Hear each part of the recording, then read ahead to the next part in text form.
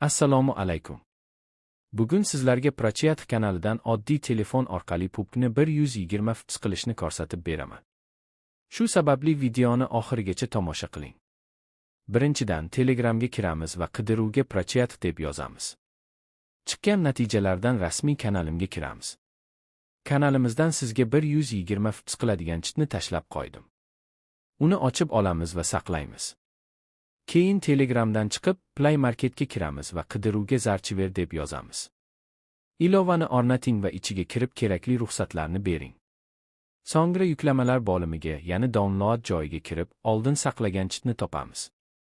7 formatdagi chipni ustiga bosing va tarkibini ko'rish tugmasini tanlang.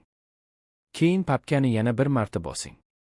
Sizga 4 ta papka chiqadi. Qaysi fpsni o'rnatish sizga bog'liq: 40, 60, 90 yoki 120 fps. Masalan, men 120 fps papkasini tanladim.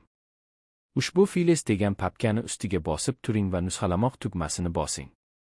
Keyin uni Android papkasidagi data papkasiga, ya'ni pub fayli, Tom Tangent. Ichiga kiring va past o'ng tarafdagi nusxalash tugmasini bosing. Endi pubni ochamiz. Agar sizlarda shunaqa yozuv chiqsa, yordam tugmasini bosing.